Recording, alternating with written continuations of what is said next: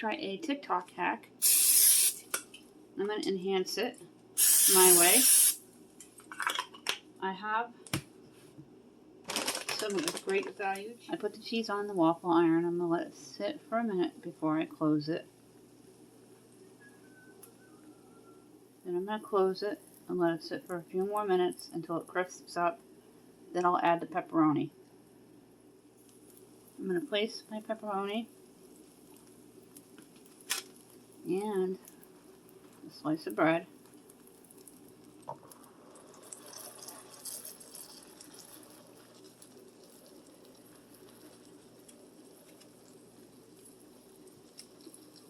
To see what happens here. This is what your bread should look like, and I'm going to flip it over.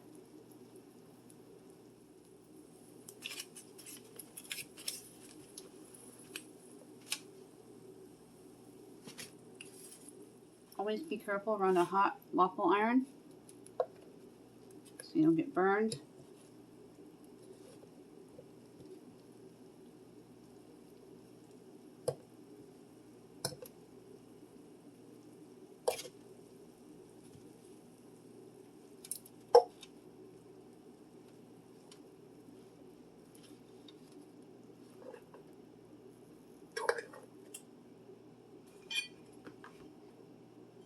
Make yourself a little waffle pizza.